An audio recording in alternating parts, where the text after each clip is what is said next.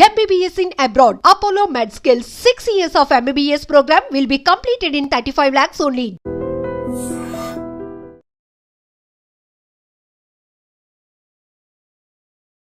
ఈ వారం మన గెస్ట్ సివిల్స్లో 577 ర్యాంక్ సాధించిన కుర్రాడు. పేరు సాయి వినోద్ కృష్ణ.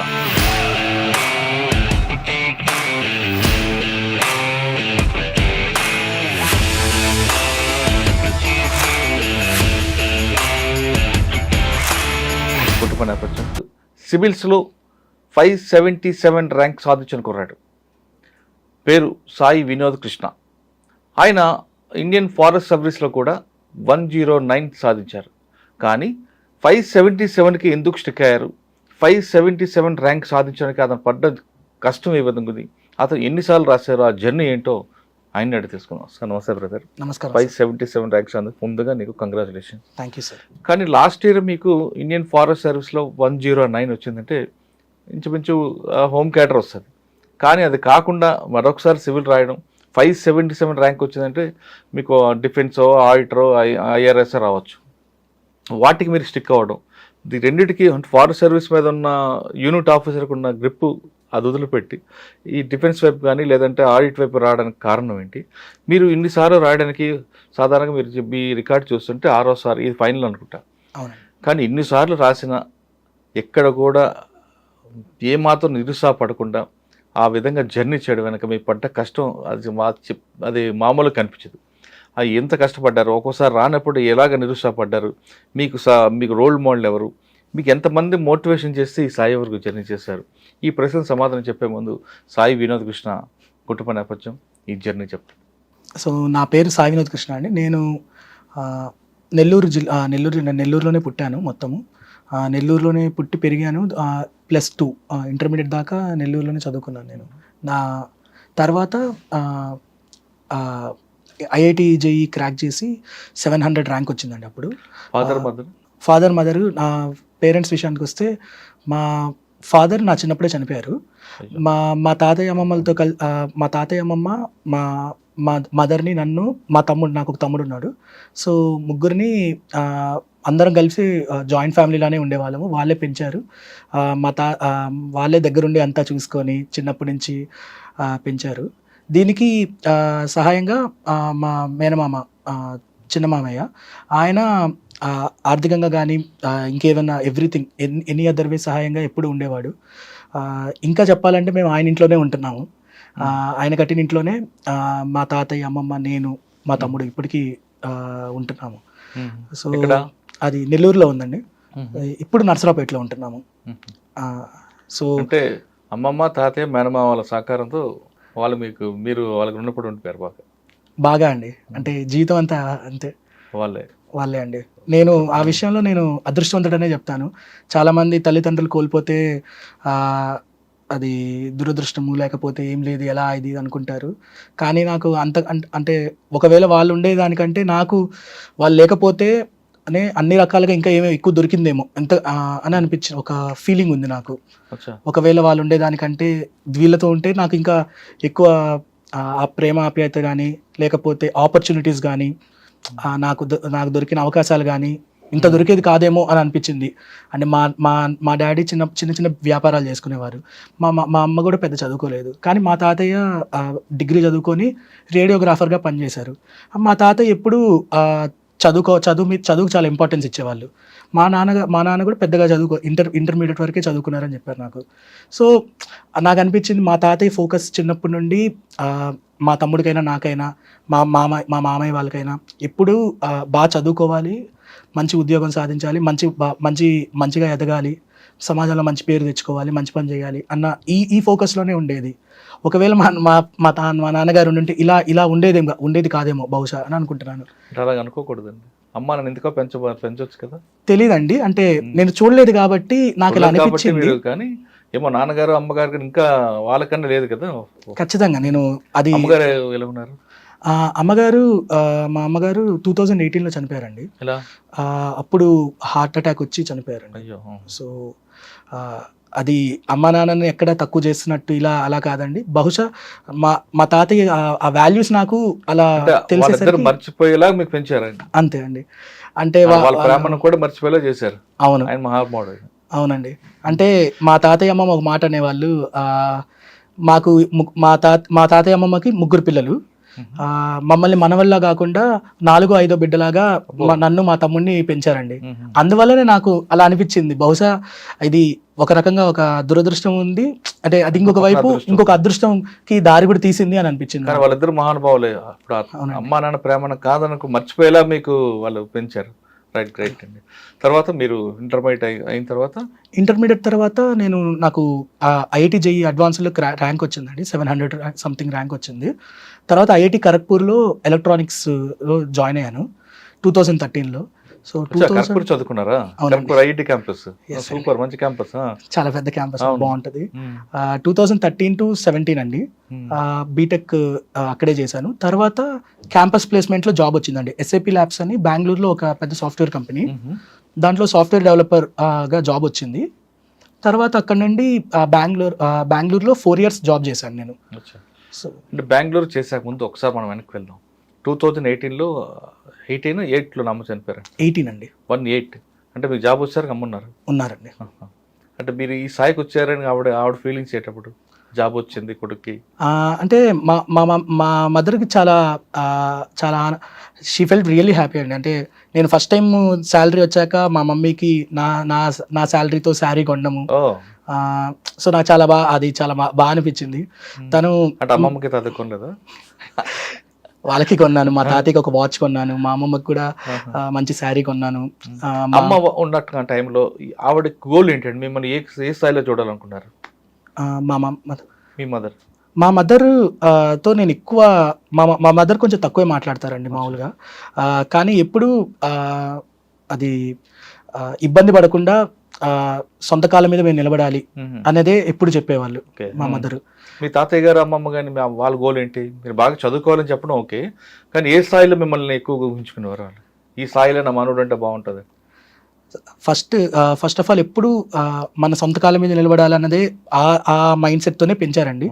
కానీ మా తాతయ్యకి అప్పుడప్పుడు చెప్తుండేవాళ్ళు, బాగా చదువుతుంటాను కదా అని చెప్పి చిన్నప్పుడు అప్పుడప్పుడు అనేవారు, నువ్వు కలెక్టర్ అవ్వచ్చు, నీకు ఆ తెలివితేటలు ఉన్నాయి,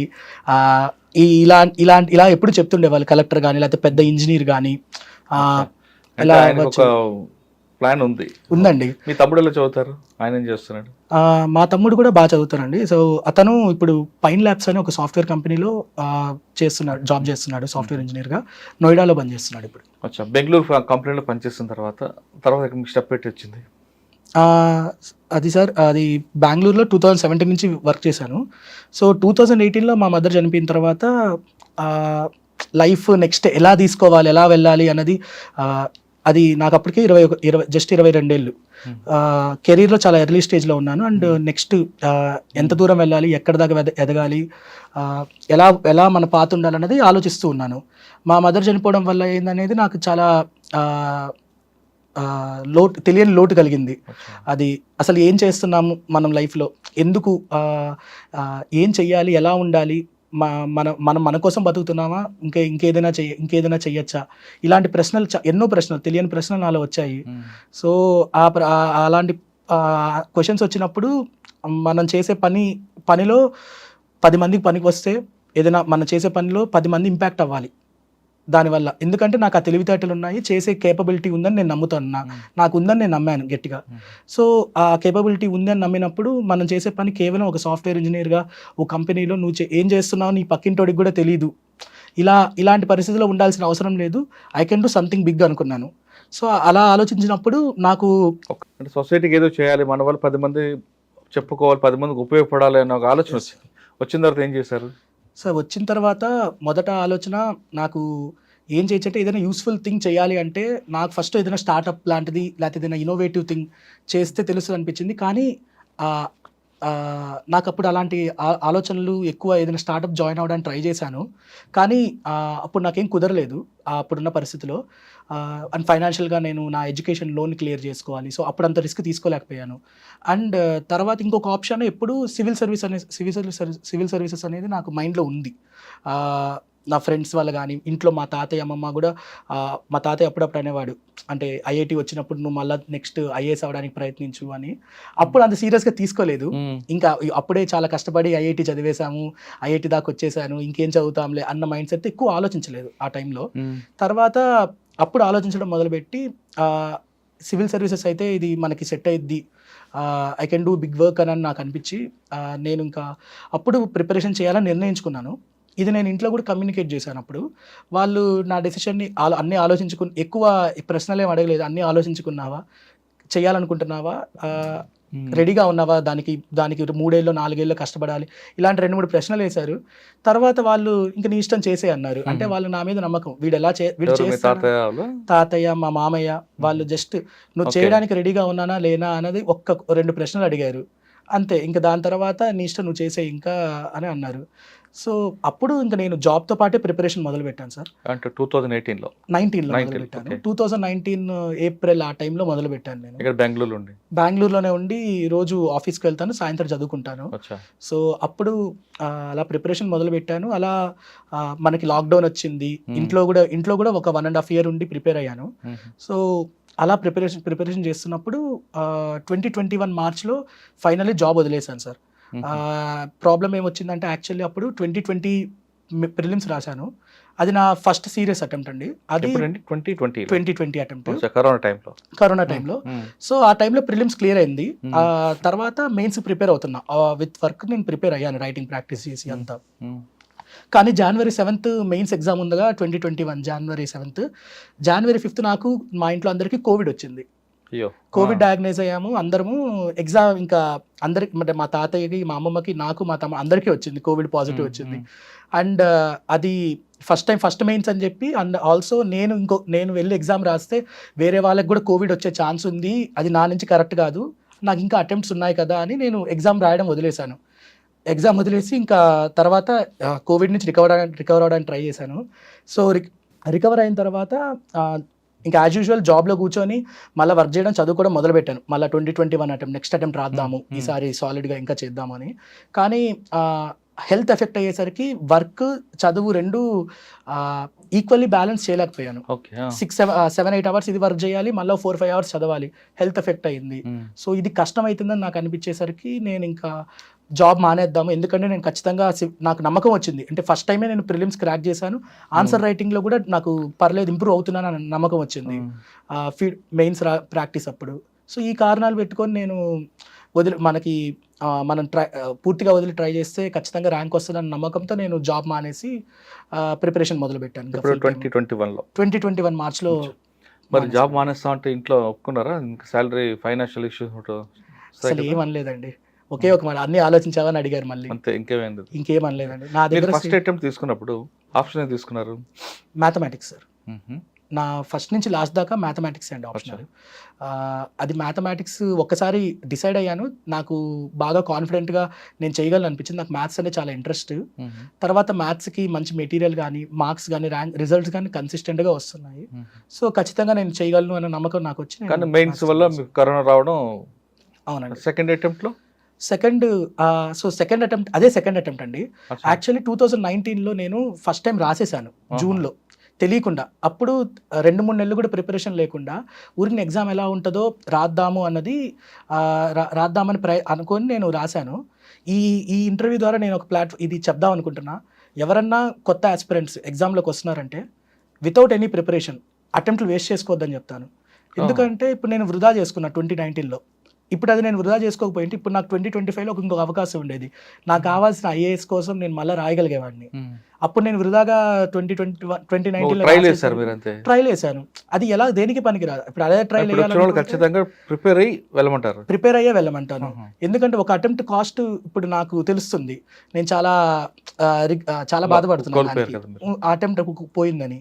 ఆ తర్వాత 2020లో నేను ప్రిలిమ్స్ క్వాలిఫై అయ్యాను కానీ మెయిన్స్ రాయలేకపోయాను. సో 2 అటెంప్ట్లు నాకు అలా ఒక రకంగా వేస్ట్ అయిపోయాయి. సో 2021 నుంచి మళ్ళీ రాస్తున్నాను, సీరియస్ గా తీసుకున్నారు, ప్రతి అటెంప్ట్ రాస్తున్నాను. ఓకే 2021లో రాశారు. అవును అప్పుడు ఎంత వచ్చింది ర్యాంక్? సార్ అప్పుడు ర్యాంక్ రాలేదు సార్, ప్రిలిమ్స్ పాస్ అయ్యాను. మెయిన్స్ నాకు ఇంటర్వ్యూ కాల్ 5 మార్క్స్తో ఆగిపోయింది. నాకు అయ్యో 737 సమ్ మార్క్స్ వచ్చాయి, 743 అనుకుంటా కట్ ఆఫ్ అప్పుడు, 6 మార్క్స్తో. ఇక్కడ ఇంటర్వ్యూలోనా? మెయిన్స్ లోనే అండి. Third attempt, fourth attempt. Fourth attempt లో నేను మెయిన్స్ క్లియర్ చేసి ఇంటర్వ్యూ దాకా వెళ్ళాను. అప్పుడు 760 సంథింగ్ స్కోర్ వచ్చిందండి, 180 ఇంటర్వ్యూలో మార్క్స్ వచ్చాయి. కానీ ఫైనల్ ర్యాంక్ లిస్ట్కి 15 మార్క్స్తో ఆగిపోయాను. అయ్యో. సో అప్పుడు నాకు జాబ్ చేస్తున్నందు కారణంగా నాకు ఈడబ్ల్యూఎస్ కేటగిరీ రాలేదు ఆ టైంలో, నేను ఎలిజిబుల్ కాదు. ఒకవేళ నాకు ఈడబ్ల్యూఎస్ కేటగిరీ ఉండుంటే అప్పుడే ర్యాంక్ వచ్చేదేమో. అంటే 4 అటెంప్ట్లు పోయి 4 అటెంప్ట్లు అయిపోయాయి. ఐదో అటెంప్ట్ లో మళ్ళీ నేను ప్రిలిమ్స్ క్లియర్ చేస్తున్నాను ప్రతిసారి. నాకు అది ప్రిలిమ్స్ క్లియర్ ప్రాబ్లం ఎప్పుడు రాలేదు. 5 ప్రిలిమ్స్ రాశాను, సీరియస్ గా 5 ప్రిలిమ్స్ క్లియర్ అయ్యాను. సో 2023 రాశాను, మళ్ళీ మెయిన్స్ రాశాను. కానీ మెయిన్స్ అప్పుడు కొన్ని అనుకోని తప్పులు చేశాను ఎగ్జామ్లో.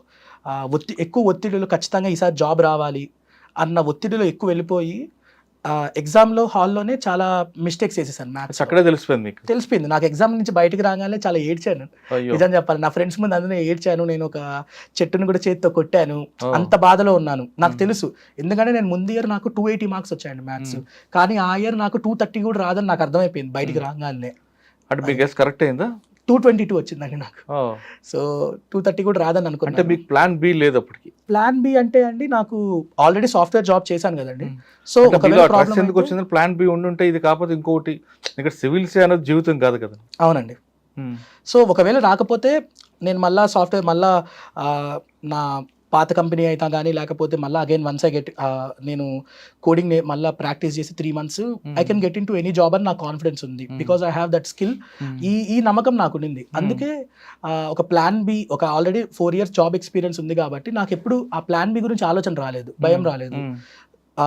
మంచి సేవింగ్స్తోనే బయటకు వచ్చాను, కొంత అమౌంట్తో, సొంత డబ్బులతోనే వచ్చాను. నేను ఒకటి జాబ్ వదిలేసేటప్పుడు అనుకున్నానండి, నేను ఈ ప్రిపరేషన్ జర్నీలో ఒక పైసా కూడా ఎవరిని అడగకూడదు, నా సొంత డబ్బులతోనే రావాలి అని అనుకునే వచ్చాను. నేను మొన్న నా ప్రిపరేషన్ అయిపోయేదాకా 1 రూపాయి కూడా అడగలేదు, ఇంట్లో కూడా అడగలేదు. ఫిఫ్త్ అటెంప్ట్ గురించి ఇంకా అది 5th attempt civil services mains clear కాలేదండి. కానీ ఫార్చునేట్లీ అది బాగా రాయకపోయినా 1 నెల రోజుల్లో మళ్ళీ కొంచెం కూర్చొని రికవర్ అయ్యి ఇండియన్ ఫారెస్ట్ సర్వీస్ మెయిన్స్ రాశాను అప్పుడు. సో అది బాగా రాశాను అనిపించింది, ర్యాంక్ వస్తున్న నమ్మకం ఉండింది నాకు. అండ్ ఫార్చునేట్లీ నాకు 109 ర్యాంక్ 2023 5th అటెంప్ట్ లోనే వచ్చింది. ఇది ఇండియన్ ఫారెస్ట్ సర్వీస్ వచ్చింది అప్పుడు. సో అది రావడంతో నాకు యాక్చువల్లీ పెద్ద రిలీఫ్ అయింది. ఎందుకంటే ఇంకొక అటెంప్ట్ మిగిలిన్నా, ఇంకా జాబ్ లేకపోతే లాస్ట్ అటెంప్ట్ లో రాదు అన్నది, ఎలా వస్తుందా రాదా అన్నది చాలా ప్రెషర్. ఓకే, సో మీకు ఐఎఫ్ఎస్ లో వచ్చింది మీకు 109. ఓకే, దానికి ముందు వరుసగా దెబ్బ మీద దెబ్బ పడుతూనే ఉంది. పడుతున్నప్పుడు సాధారణంగా అంత ఫ్రెండ్స్ అందరు కానీ, కుటుంబాలు కానీ, ఎందుకు రాస్తావు, ఏజ్ అయిపోతుంది, ఇంకా ఆపు, మ్యారేజ్ చేసుకో, జాబ్ చేసుకో, మ్యారేజ్, ఇటువంటి ఉంటాయి. మరి కొంతమంది ఏమంటారంటే, మీ మామయ్య లాటలు, మీ తాతయ్య లాటలు, లేదు నువ్వు ఖచ్చితంగా సాధిస్తావు అని సపోర్ట్ చేసే ఉంటారు. మరి కొంతమంది ఇట ముఖం ఇంత రాదులే, ఎక్కువ ఓవరాక్షన్ చేస్తున్నాడు, ఈ విధంగా కామెంట్ చేసే వాళ్ళు ఉంటారు. ఇటువంటి మీకు ఎదురయ్యే మూడిట్లో? మీరు చెప్పిన దాంట్లో రెండోది అయితే, మా తాతయ్య మా మామయ్య కానీ ఇంట్లో కానీ సపోర్ట్ అయితే ఎప్పుడు చేశారు. ఇంకొకసారి ప్రయత్నించు. ఎందుకు దీనికి ప్రధానమైన కారణం ఏంటంటే, ప్రతి అటెంప్ట్లో నా స్కోర్ కానీ అది ఇంప్రూవ్ అవుతూ పోతుంది. నేను కన్సిస్టెంట్గా ఎఫర్ట్ పెడుతున్నాను, అది వాళ్ళు కలరా చూశారు. నేను ఎఫర్ట్ పెట్టడం చూశారు, అండ్ మార్క్స్ కూడా ఇంప్రూవ్ అవుతున్నాయి. అంటే ఫస్ట్ టైం మెయిన్స్ నుండి నెక్స్ట్ టైం మెయిన్స్ రాసినప్పుడు ఇంటర్వ్యూ దాకా వెళ్ళి ఇంటర్వ్యూలో కూడా మంచి స్కోర్ వచ్చింది. నేను డెడికేటెడ్గా ఎఫర్ట్ పెడుతున్నాను, ప్రతిసారి ప్రిలిమ్స్ క్లియర్ చేస్తున్నాను. ఇది it's an testament for them. So అది వాళ్ళకి నమ్మకం వచ్చింది, వీడు చేస్తాడు, ఎంత వీడు కసిగా అనుకొని కూర్చున్నాడు కాబట్టి వీడు ఖచ్చితంగా చేస్తాడు అన్న నమ్మకం ఉంది. అలా ఎప్పుడు వాళ్ళు వాళ్ళు కాదు, మిగతా రెండు చెప్పా కదా. అవునండి. సో అలా నెగిటివిటీ విషయానికి వచ్చేసరికి యూజువల్లీ ఎవరు ఉన్నారు ఆ కామెంట్స్ నీకు వస్తుందా రాదా అని కామెంట్స్ చేసిన వాళ్ళు ఉన్నారు. నేనేం చేస్తానంటే, అలా విని ఈ చెవి నుంచి ఈ చెవులు వదిలేసి వాళ్ళతో ఇంకోసారి మాట్లాడను, దూరం పెట్టేస్తాను. నాకు అవసరం లేదనుకుంటాను. అంటే మీ పాజిటివ్ మైండ్, అది పాజిటివ్ గానే తీసుకుంటాను. మైండ్ లో పెట్టుకుంటే లేని టెన్షన్స్ అది వాళ్ళకి, నా గురించి నాకు తెలుసు, వాళ్ళకి తెలియదు. నా గురించి నాకు నమ్మకం ఉన్నప్పుడు వాళ్ళెవరో నా గురించి మీకు తెలుసు, మీకు నమ్మిన అమ్మమ్మకి తాగి తెలిసినప్పుడు వేరే వాడు అవసరం లేదు. నా ఫ్రెండ్స్ వచ్చింది కదండి, అప్పటికే 4 అటెంప్ట్లు అయిపోయి హాయిగా ఐఎఫ్ఎస్లో జాయిన్ అవ్వచ్చు కదా. సార్ అది ఫారెస్ట్ IFS సర్వీస్ అంటే మంచి గ్రేట్ సర్వీస్ అది. సార్ అది చాలా మంచి సర్వీస్ సార్ ఖచ్చితంగా. కానీ ఫస్ట్ థింగ్ ఏంటంటే ఈ ప్రిపరేషన్లోకి వచ్చింది నేను ఐఏఎస్ కోసం వచ్చానండి. అండ్ ఉన్నది ఇంకొక అటెంప్ట్ ఉంది, అవకాశం ఉంది, రాయొచ్చు ఇంకా. సో వై నాట్ ఇంకా, ఎందుకంటే మళ్ళీ నేను మళ్ళీ బాగా రాయగలను అన్న కాన్ఫిడెన్స్ వచ్చింది. నాకు ర్యాంక్ వచ్చేసరికి నాకు ధైర్యం వచ్చింది తిరిగి. సో రాస్తే తప్పే ఉంది, ఇంకొకసారే కదా చివరిసారే, అది రాసేసి తర్వాత ట్రైనింగ్ జాయిన్ అవుదాం అనుకున్నాను. సో అందువల్ల ఇంకొక వన్ లాస్ట్ అటెంప్ట్ అని ఇచ్చేసాను నేను 2024లో ఇయర్. దానికి ప్రిపేర్ అయ్యారా లేదంటే ఈ అనుభవం దానికి వచ్చిందా? అంటే ఆల్రెడీ ఒక 5 years నుంచి ప్రిపేర్ అవుతున్నాను కదండి, అదే సరిపోయింది. ఆ 3 నెలలు బాగా చదివి రాసాము. సార్ సాధారణంగా 5 సంవత్సరాలు టైం అంతా చదివారు కదా, ఏ ఇన్స్టిట్యూషన్కి వెళ్ళి చదివారా లేదు మీరు ఇండిపెండెంట్గానే చదువుకున్నారా group discussion? Sir preparation work అయితే ఫస్ట్ నేను ఆన్లైన్లో కోచింగ్ తీసుకున్నానండి 2019లో ఫౌండేషన్ కోర్సు. ఎందుకంటే నేను జాబ్ చేస్తూ 1 నెల బుక్స్ చదవడానికి ట్రై చేశాను.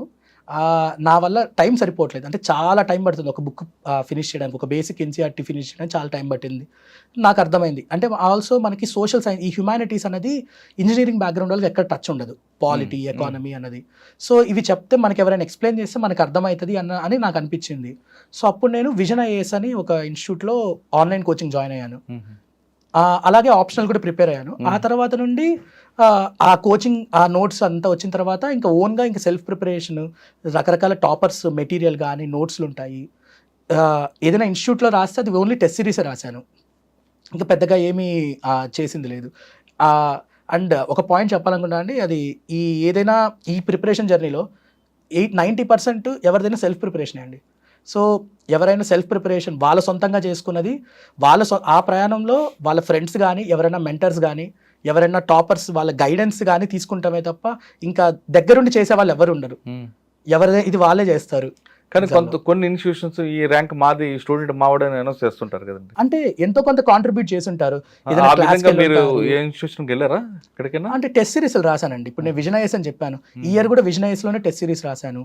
ఇంకా కొన్ని ఉంటాయి. మాక్ ఇంటర్వ్యూస్ వెళ్ళానండి. సో ఈసారి ఒక 5 మాక్ ఇంటర్వ్యూలు ఇచ్చాను, కానీ అన్ని ఢిల్లీలోనే ఇచ్చాను నేను. నాది ఈసారి చాలా ఎర్లీగా ఇంటర్వ్యూ జరిగిపోయింది. సో త్వరగా ఢిల్లీ వెళ్ళిపోయి అక్కడ ఒక 5 మాక్ ఇంటర్వ్యూలు ఇచ్చి ఇంకా ఫైనల్ ఇంటర్వ్యూకి వెళ్ళిపోయాను. ఓకే 24 మీరు బోర్డుకి ఇంటర్వ్యూకి వెళ్ళి ఉంటారు, బోర్డు చూసి గుర్తుపట్టారు మీకు ఇప్పుడు 5 సార్లు వచ్చారా బాబు అన్నారా? మీ రికార్డ్ కనపడుతుంటుంది కదా అక్కడ. అంటే సార్ కోఇన్సిడెంటల్లీ లాస్ట్ ఇయర్ నాకు ఫారెస్ట్ సర్వీస్ ఎవరు ఇంటర్వ్యూ చేశారు ఆ మేడమే ఈసారి కూడా ఇంటర్వ్యూ చేసి ఆమె గుర్తు పట్టారో పట్టలేదో నాకు తెలియదు, చూసి నవ్వారు. నేను ఇంకెక్కువ ఆలోచించలేదు, మనం ఎక్కువ ఆలోచిస్తే మళ్ళా అది పట్టారా పట్టలేదా ఆ సందిగ్ధతలో పడిపోయి మన ఆన్సర్లు తేడా వచ్చేస్తాయని పడితే పట్టిని అవనని అన్నది వదిలేశాను నేను. సో ఆమె వస్తుందని నాకు బయట కూర్చున్నప్పుడు తెలిసింది. సుమన్ శర్మ మేడం అని, ఆమె IRS. సో ఆమె UPSC మెంబర్గా అయ్యారు. ఆమె లాస్ట్ ఇయర్ నాకు తీసుకున్నారు, మళ్ళీ ఇయర్ తీసుకున్నారు. సో ఇంకా ఎక్కువ ఆలోచించకుండా ప్రశాంతంగా మన ఇంటర్వ్యూ మీద ఫోకస్ చేయాలని ఇంటర్వ్యూలోనే ఇంకా ఆ క్వశ్చన్స్ మీద ఫోకస్ చేసి కూర్చున్నాను. ఇంకా మేడం ఏమన్నారు? మేడం మామూలుగా ఏ క్వశ్చన్స్ అడిగారండి ఎక్కువ? మేడం చాలా జనరల్గా కార్డియల్గా వెల్కమింగ్గా ఉంటారు. తర్వాత ఆ రోజు మేడం ఏంటంటే యూజువల్లీ ఆ style of asking questions usually current affairs linkages ఉంటాయండి, GS ఓరియంటెడ్గా. సో ఆ రోజు న్యూస్ పేపర్లో వచ్చిన కొన్ని ఆర్టికల్స్ మీద క్వశ్చన్స్ అడిగారు. దాని తర్వాత కొన్ని నా ఫీల్డ్కి నా బ్యాక్గ్రౌండ్కి రిలేటెడ్ లేని out of the box questions అడిగారండి. ఆంథ్రోపాలజీ రిలేటెడ్ అడిగారు, నా ఆప్షనల్ మ్యాథ్స్. కానీ అండమాన్లో ట్రైబ్స్ గురించి వీళ్ళ గురించి కొంచెం డెప్త్లో అడిగారు. నాకు తెలియదు, బట్ నీకు తెలిసినంత చెప్పు అని మేడం క్లియర్గా చెప్పారు. నీ ఆప్షనల్ కాదని తెలుసు కానీ తెలిసినంత చెప్పు, అవగాహన ఉన్నది అని చెప్పారు. అలాగే ఇంటర్నేషనల్ రిలేషన్స్ మీద ఒక ఫిలాసాఫికల్ కోట్ ఇచ్చారండి. ఒక ఫిలాసాఫికల్ కోట్, ఆ కోట్ ఏంటంటే doing nothing is also doing something. ఈ quote is also doing something. ఈ కోట్ నీకేమనిపిస్తుంది, దీని మీనింగ్ చెప్పమన్నారు. సో నాకు అప్పుడు ఒక 20 seconds ఆలోచించుకొని నాకు అనిపించిన ఒక 3 పాయింట్లు చెప్పాను. దీన్ని మళ్ళీ ఇంటర్నేషనల్ రిలేషన్స్లో ఏమైనా రిలవెన్స్ ఉందా ఇండియాకి అని అడిగారు. సో రిలవెన్స్ వచ్చినప్పుడు నాకు మన నామ్ అని ఉంటుందండి, నాన్ అలైన్డ్ మూమెంట్ ఇండియాది. 1960s India India was one of the big voice of non aligned movement. ఏ కంట్రీతో అలైన్ అవ్వకపోవడం అప్పుడు కోల్డ్ వార్లో. సో దీని గురించి చెప్పాను, మనం ఎటువైపు ఉండకుండా మనం న్యూట్రల్గా ఉన్నాము. ఇది doing nothing is also doing something because we became a voice for many countries అని అన్నట్టుగా చెప్పాను. కానీ అంతకుముందు మీకు ఐఎఫ్ఎస్ వచ్చింది కదా, ఎందుకు జాయిన్ అవ్వలేదని అడగలేదా? అడగలేదండి. అంటే అది చాలా మంది ఐఏఎస్, అదే ఐపీఎస్ వచ్చినా, ఐఆర్ఎస్ వచ్చినా, ఐఎఫ్ఎస్ వచ్చినా చాలా మంది మళ్ళీ రాస్తారు. కొందరు అడుగుతారు క్వశ్చన్, నన్ను అడగలేదు అంతే ఈసారి. కానీ మీకు ఫ్యామిలీ బ్యాక్గ్రౌండ్ ఏమి అడిగారు? నా ఫ్యామిలీ బ్యాక్గ్రౌండ్ గురించి క్వశ్చన్స్ ఏం రాలేదండి. ఓకే, మరి మీ గురించి ఏం అడిగారు? అంటే ఓన్లీ క్వాలిఫికేషన్ గురించి అడిగారు అంతే. ఈసారి ఇంటర్వ్యూలో నా ఫ్యామిలీ బ్యాక్గ్రౌండ్ కానీ ఇలా స్టేట్ గురించి ఏం పెద్ద క్వశ్చన్స్ పడలేదు సార్. కానీ నా డాఫ్ డీటెయిల్డ్ అప్లికేషన్ ఫామ్ అని ఉంటుంది, దాంట్లో నా హాబీస్ గురించి రాస్తాము, హాబీస్, కాలేజ్ ఇవి. సో వాటి గురించి అడిగారు. నేను ఫుట్బాల్ బాగా ఫాలో అవుతానండి. సో ఫుట్బాల్ గురించి, స్పోర్ట్స్ గురించి, స్టార్టప్స్, నేను ఒక హ్యాకథాన్లో పార్టిసిపేట్ చేసి నాకు సెకండ్ ప్లేస్ వచ్చింది, రన్నర్ అప్ వచ్చింది. సో ఆ హ్యాకథాన్ ఎలా చేస్తారు, ఎందుకు, ఐఐటీస్ గురించి ఇలా ఇది నా ప్రొఫైల్ రిలేటెడ్ అడిగారు. కానీ ఇన్ డెప్త్ పర్సనల్ క్వశ్చన్స్ పడలేదని చెప్తాను. ఓకే, బయట కూర్చుంటారు. ఇంటర్వ్యూ అయింది 25 minutes అయిందా సార్? నాది సార్ 35 minutes అయిందండి ఇంటర్వ్యూ. ఉన్నారు నాది, నేను 4th person వెళ్ళడం, కానీ స్టిల్ లాంగ్ ఇంటర్వ్యూ అయింది అనిపించింది నాకు. ఇప్పుడు జనరల్గా బోర్డులోకి వెళ్ళిన తర్వాత బోర్డు మన క్వశ్చన్ అడుగుతున్నప్పుడు ఐ కాంటాక్ట్ ఎవరికి ఇవ్వాలండి? మాక్ ఇంటర్వ్యూ వెళ్తున్నప్పుడు ఒకలాగా చెప్తారు, కానీ మీరు అక్కడ సీన్లోకి వెళ్ళాక దాని రూపే మారిపోతుంటుంది. అవునండి. ఎవరికి ఇస్తారు మీరు? సార్ నేను ఐ కాంటాక్ట్ అనేది ప్రధానంగా నేను ఎవరితో మాట్లాడుతున్నానో వాళ్ళకే ఇస్తున్నాను. కానీ కొంచెం పెద్ద ఆన్సర్ చెప్పేటప్పుడు పక్కన జనాలు కూడా ఉన్నారని వాళ్ళని కూడా కన్సిడరేషన్లోకి తీసుకొని, అంటే ఎందుకంటే మనం ఆన్సర్ ఇచ్చేది ఒక పర్సన్కే కాదు, పూర్తిగా we're addressing the whole board itself. కానీ స్మాల్ క్వశ్చన్స్ వచ్చినప్పుడు, జనరల్గా షార్ట్ ఆన్సర్స్ ఉన్నప్పుడు డైరెక్ట్గా మనని అడిగిన ప్యానెల్ మెంబర్తోనే మాట్లాడతాము. పెద్ద ఆన్సర్ వచ్చినప్పుడు ఒకటే అందరినీ బోరింగ్ అయిపోకుండా, ఒకరినే చూస్తూ మనం కూడా ఫోకస్ పోకుండా ఉండడానికి, అందరినీ ఇన్వాల్వ్ చేయడానికి అప్పుడు కాసేపు కొంచెం సేపు గ్లాన్స్ చేస్తాము. కానీ majority of the focus interviewer ఎవరు క్వశ్చన్ అడిగారో వాళ్ళని, ఆ పర్సన్ని. ఇప్పుడు వేరే మెంబర్ అడిగితే వాళ్ళతోనే ఎక్కువసేపు చెప్తాను. కానీ అడిగిన క్వశ్చన్ నేనైతే ఈయన అందరి వైపు చూస్తున్నాడు ఏంటి అని కొంతమంది అబ్జెక్షన్ చేస్తారు సార్. ఒకవేళ అలా చేస్తే మనం ఎక్కువ టెన్షన్ పడకుండా, అక్కడ నాకు అలా అవ్వలేదు ఫార్చునేట్లీ. ఒకవేళ అలా చేస్తే ఆ తర్వాత అపాలజైజ్ చేసి కరెక్ట్ చేసుకొని ఎవరు అడిగితే వాళ్ళకే ఫోకస్డ్గా ఆన్సర్ అది చెప్పడమే సార్. ఎందుకంటే వాళ్ళు అక్కడ టెస్ట్ చేసేది అది తప్పు రైట్ అన్నది ఏమీ లేదు సార్. అక్కడ వాళ్ళు అలాంటి ఒక టఫ్ సిచ్యువేషన్లో పెట్టినప్పుడు మనం ఎలా రెస్పాండ్ అవుతున్నాము, మనం కూల్గా దానికి okay sir, I apologise, I will follow that అని చెప్పి మనము ఇంకా మీరు క్వశ్చన్ అడిగితే ఇంకా మీకే సమాధానం చెప్తున్నట్టు చేస్తే సరిపోద్ది అనిపిస్తుంది నాకు. ఎందుకంటే వాళ్ళు టెస్ట్ చేసేది పర్సనాలిటీ, ఇట్స్ నాట్ అక్కడ సబ్జెక్ట్ కాదు. మీకు ఆ ఇంటర్వ్యూలో బాగా టిపికల్ క్వశ్చన్ వచ్చిందండి సార్? ఆ ఇంటర్వ్యూలో కొన్ని డిఫికల్ట్ క్వశ్చన్స్ పడ్డా అనిపించింది. ఒక క్వశ్చన్ నేను బాగా ఛాలెంజింగ్ అనిపించింది. ఒకటి నేను ఒక ఫిలాసాఫికల్ కోట్ అని చెప్పాను కదా, అది. అండ్ ఇంకొకటి ఏంటంటే స్పోర్ట్స్ ఇంటర్నేషనల్ రిలేషన్స్ కాంటెక్స్ట్లో ఒకటి అడిగారు. సో ఫుట్బాల్ అనేది ఇప్పుడు సౌదీ అరేబియా, ఖతార్ ఇలా వరల్డ్ కప్ జరిగింది, వెస్ట్ ఏషియాలో బాగా పాపులర్ అయింది.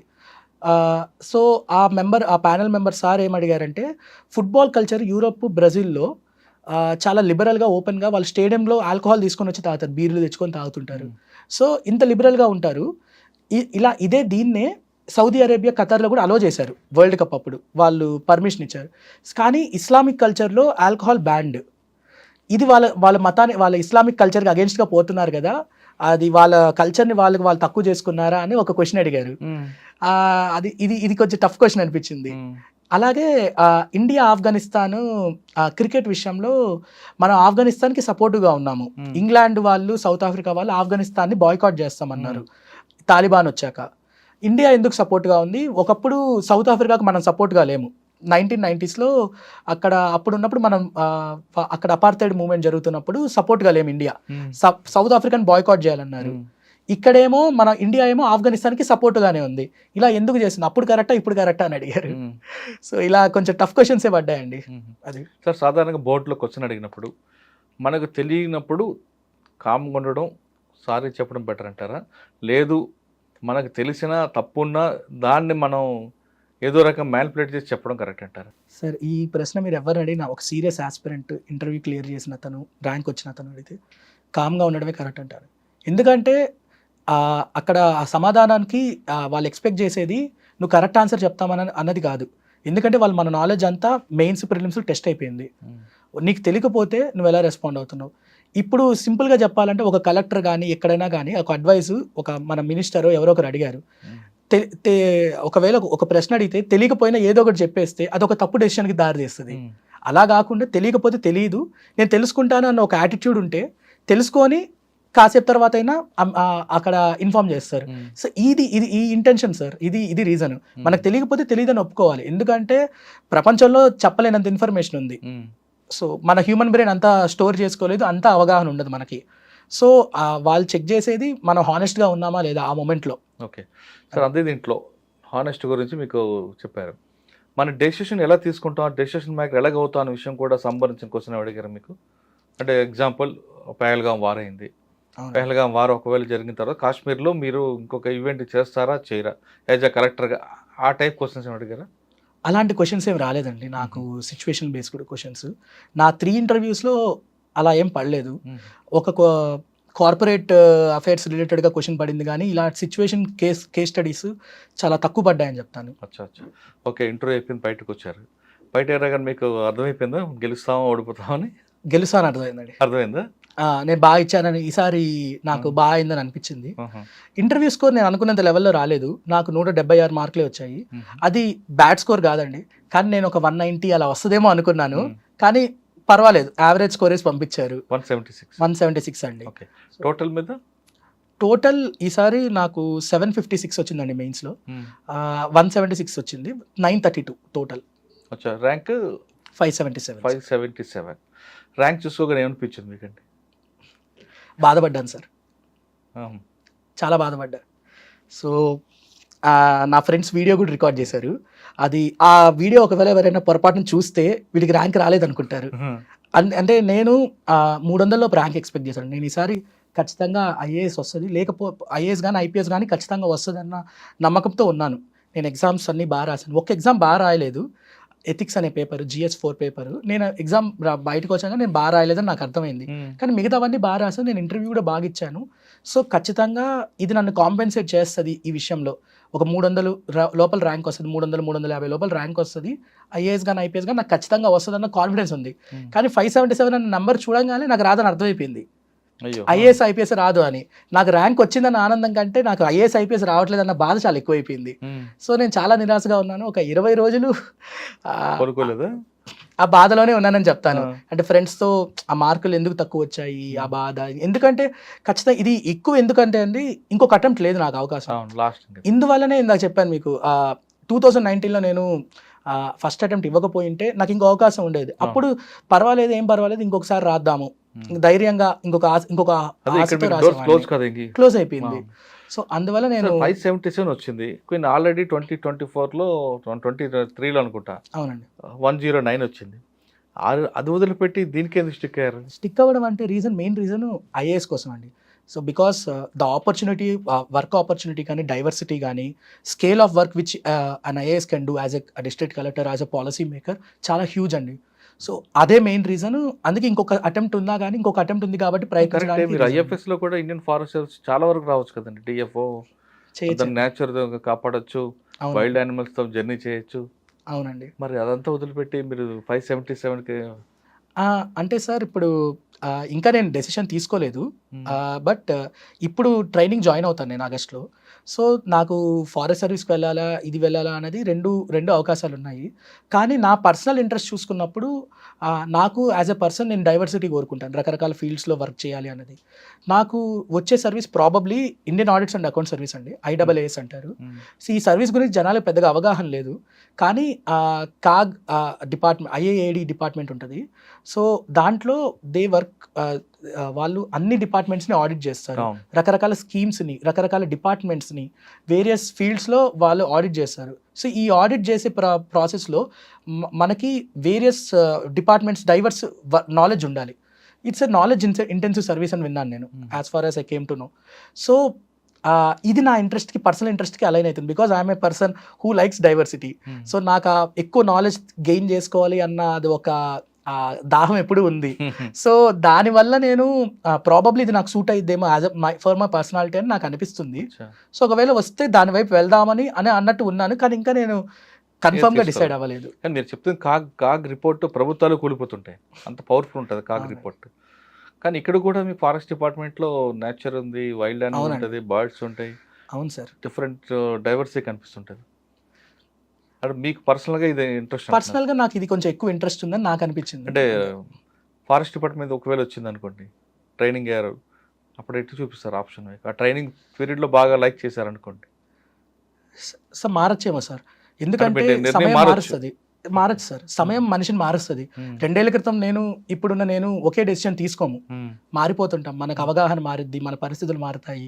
సో 2 ఏళ్ళు ఒకవేళ నేను ఫారెస్ట్ సర్వీస్ ట్రైనింగ్ జాయిన్ అయ్యి ఉంటే సర్వీస్ నాకు చాలా ఇష్టం దాని మీద ప్రేమ పెరిగి ఆ సర్వీస్లోనే ఉండిపోవచ్చు కూడా. ఇది నేను కొందరు సీనియర్ల దగ్గర కూడా విన్నానండి. కొందరికి ఈ ఫారెస్ట్ సర్వీస్ అనేది ఇప్పుడు ఎలా అయిందంటే ప్రధానంగా సివిల్ సర్వీసెస్లో ఒకవేళ రాకపోతే ఇంకొక సర్వీస్ ఉండడానికి ఫారెస్ట్ సర్వీస్ అనేది ఒక గుడ్ ఆపర్చునిటీ అయింది. Because it's an all India service, very prestigious and respectable service కూడా. సో ఆ ఫారెస్ట్ సర్వీస్ ఆపర్చునిటీ అనేది చాలా మంది యూటిలైజ్ చేసుకుంటున్నారు. ఫారెస్ట్ సర్వీస్ మీద అంత అవగాహన లేకపోయినా దాంట్లో వెళ్ళాక దాని మీద అప్పుడు ఆ ట్రైనింగ్ ప్రాసెస్లో బాగా ఇంట్రెస్ట్ పెరిగి దాని మీద వర్క్ చేసిన సీనియర్స్ చాలా మంది కొందరితో మాట్లాడాను. వాళ్ళు చెప్పిన తర్వాత నాకు అనిపించింది ఒకవేళ ట్రైనింగ్లోకి వెళ్తే మన ఒపీనియన్ కూడా మారచ్చు అని. బట్ ఇది ఇప్పుడు నేనున్న పరిస్థితిలో నాకున్న అభిరుచులు ఇవన్నీ ఆలోచించుకొని ఆడిట్స్ అని అనుకుంటున్నాను, కానీ డెసిషన్ ఇంకా ముందు చూడాలి, పెండింగ్ ఉందండి. ఓకే, ఫైనల్గా చెప్పండి, మీరు 6 అటెంప్ట్ కొట్టారు, చాలా ఓపిక్గా ఖచ్చితంగా సాధించాలని మీ గోల్ వేరేగా ఉంది కాబట్టి అలాగే వచ్చారు. కొంతమంది ఇప్పుడు జనరేషన్ రాయాలనుకుంటారు, వాళ్ళకి గోల్ ఉంటుంది, కానీ 1, 2, 3 రాసిన తర్వాత నిరుత్సాహపడిపోతారు, ఇంకా రాదు మనకి, ఇంక జీవితం మనకు లేదు, మన అదృష్టం లేదు, మన తలరాతలో ఐఏఎస్ లేదు, ఇవన్నీ సమర్థించుకుంటూ డ్రాప్ అవుతుంటారు. మరి కొంతమంది సూసైడ్ చేసుకుంటారు. ఇలా రకరకాల మైండ్ సెట్లో ఉన్న ఆస్పిరెంట్స్ కనిపిస్తారు. అటువంటి వాళ్ళకి మీరు ఇచ్చే మెసేజ్ ఏంటి? అంటే సాధించాలనుకుంటే సంకల్ప బలం గట్టికుంటే చేయమంటారా, లేదు మన తలరాత ఎక్కడితో ఆగిపోయిందని ఆగిపోమంటారా, లేదు ఎందుకు అని ఇంకా వేరే ఉద్యోగం చూసుకోమంటారా? సార్ ఫస్ట్ ఆఫ్ ఆల్ ఖచ్చితంగా చెప్పాలంటే ఈ ఎగ్జాము చాలా లాంగ్ జర్నీ అండి, చాలా టెస్ట్ చేస్తుంది మనల్ని, పేషెన్స్ని. సో ఇప్పుడు ఒకవేళ మనకి అటెంప్ట్లు అయిపోవడం ఒక రకము, ఒకవేళ చేయాలన్న సంకల్ప బలం ఉండి నేను కష్టపడతాను, I'm open to learn new things and ఏ ఫీడ్బ్యాక్ అయినా తీసుకుంటాను, ఈ మైండ్ సెట్ ఉంటే కంటిన్యూ చేయమని చెప్తాను. కానీ not without a plan B, ఖచ్చితంగా విత్ ఎ ప్లాన్ బి ఉండాలంటాను. ఎందుకంటే in this competitive world job తెచ్చుకోవడం అనేది చాలా పెద్ద విషయం అయింది. ఎస్పెషల్లీ గవర్నమెంట్ జాబ్ అయితే ఇంకా అసలు కాంపిటీషన్ మనం చెప్పక్కర్లా. ఇయర్లీ 5 lakhs మెంబర్స్ రాస్తారు ఆల్మోస్ట్ ఎగ్జామ్ని, కానీ వచ్చేది 1000 పోస్ట్సే. ఆ 1000 పోస్ట్లో కూడా 200 రిపీటెడ్ ర్యాంకర్సే ఉంటారండి. ఇయర్ 280 రిపీటెడ్ ర్యాంకర్స్ ఉన్నారు, ఇంతకుముందు ర్యాంక్ వచ్చి మళ్ళా. సో ఈ దీంట్లో రావడానికి ఛాన్స్ చాలా మినిస్క్యూల్ ఛాన్స్ అని చెప్తాను నేను. సో కానీ ఆ పట్టుదల ఉన్నా కానీ ఇంకొక విషయం ఏంటంటే ఎప్పుడు మనం ఎమోషనల్గానే కాకుండా ఆబ్జెక్టివ్గా కూడా ఉండాలి. మనము ఎగ్జామ్ పర్ఫార్మెన్స్ కదా అని మనం కన్సిస్టెంట్గా ఎఫర్ట్ పెట్టగలుగుతున్నామా, కన్సిస్టెంట్గా ఇంప్రూవ్ అవుతున్నామా, ప్రోగ్రెస్లో మాక్ టెస్ట్లో కానీ ప్రాక్టీస్లో కానీ మార్క్స్ పెరుగుతున్నాయి, ఆన్సర్ క్వాలిటీ పెరుగుతుందా, ఇలాంటివి జరుగుతుంటే ఒకవేళ పాజిటివ్ సైన్స్ ఉంటే ఖచ్చితంగా నేను ప్రిపరేషన్ జర్నీ కంటిన్యూ చేయొచ్చు అని చెప్తాను. కానీ not without a plan B. ఒక ప్లాన్ బి సెట్ చేసుకొని either it can be in any other field, లేకపోతే వేరే అదర్ జాబ్ ఆప్షన్స్ ఉంటాయి. లైక్ SSC CGL అనేది చాలామంది రాస్తారు. చాలామంది SSC CGLలో రాసి ఇన్కమ్ ట్యాక్స్ డిపార్ట్మెంట్లో కానీ GST కస్టమ్స్ ఇలాంటి వాటిల్లో జాయిన్ అయ్యి మళ్ళీ రాస్తారు. కొందరు గ్రూప్ 1 గ్రూప్ 2 రాస్తారు. లేకపోతే మళ్ళీ సాఫ్ట్వేర్ ఇంజనీర్గా మళ్ళీ జాయిన్ అయ్యి అటెంప్ట్ చేసి క్లియర్ చేసిన వాళ్ళు ఉన్నారు. ఇయర్ నాకు తెలిసిన ఒక అతను ఉన్నాడు, అతను మళ్ళీ తన స్టార్టప్కి వెళ్ళిపోయి మళ్ళీ రాసి ఈసారి IAS కొట్టాడు. సో అలా ఉన్నారు. సో అలా చాలా ఆప్షన్సే ఉంటాయండి. కానీ ఏంటంటే మన ఈ యూత్ఫుల్ ఎనర్జీ ఈ ప్రైమ్ టైంని జస్ట్ ఈ only without any improvement, without any direction బ్లైండ్గా ఈ ఎగ్జామ్ జర్నీలో అయితే ఉండకూడదు. మన లైఫ్ ఎటు తీసుకెళ్ళాలి అన్న డైరెక్షన్ ఒకటి పెట్టుకొని దీనికోసం ప్రయత్నిస్తుంటూ ఉంటే అదృష్టం నిజంగా, అంటే ఈ ఎగ్జామ్లో ర్యాంక్ రావాలంటే చాలా అదృష్టం ఉండాలండి. సో ఒకవేళ అదృష్టం ఉంటే ర్యాంక్ వస్తుంది, లేకపోతే మనం వర్క్ చేసే ఫీల్డ్లో అదే హార్డ్ వర్క్ దీన్ని రిప్లికేట్ చేస్తే they can achieve greater heights అండి. ఎందుకంటే దీంట్లో పెట్టే ఎఫర్ట్ ఒకవేళ వేరే ఫీల్డ్లో రెప్లికేట్ చేయగలిగితే చాలా వండర్స్ చేస్తుందని నేను నమ్ముతాను. ఓకే, సివిల్స్ అనేది మనలో సహనానికి పరీక్ష అంటున్నారు సాయి. ఆయన చెప్తున్నట్టుగా వెంటనే కాదు, దీనికి దీర్ఘకాలంగా మనం కష్టపడితే ఖచ్చితంగా సాధిస్తాం, కానీ దానికి అదృష్టం కూడా కలిసి రావాలంటున్నారు. సివిల్స్ అనేది సాధారణంగా ప్రతి యువతకి ముందు ఒక కోరిక ఉంటుంది. ఆ కోరిక కొంతకాలం తర్వాత అవసరంగా మారిపోతుంది. అవసరంగా మారకుండా ఉండాలంటే ప్లాన్ బి మస్ట్ అంటున్నారు సాయి వినోద్. ప్లాన్ బి లేకుండా మనం కేవలం ఆ చదువుకుంటూ పోతే ఒకసారి ఫెయిల్ అయిన తర్వాత వెనక్కి తిరిగి చూసుకుంటే ఏం కనపడదు. కాబట్టి ప్లాన్ బి పెట్టుకొని సివిల్స్ ట్రై చేయండి. ఖచ్చితంగా మీ సంకల్ప బలం గట్టిగా ఉంటే ఖచ్చితంగా మీరు సివిల్ సాధిస్తారు అనేది సాయి వినోద్ దీంట్లో తెలుస్తుంది. ఇది సాయి వినోద్ కృష్ణతో ఎక్స్క్లూజివ్ ఇంటర్వ్యూ. వచ్చే వారం మరో గెస్ట్తో మళ్ళీ కలుద్దాం. అంతవరకు నమస్తే. Thank you brother. Thank you. Sir. మీరు మంచి సక్సెస్ అవ్వాలి. Thank you sir. Me story ఒక ఇన్స్పైర్గా మిగతా వాళ్ళు చూసుకోవాలి. Thank you sir.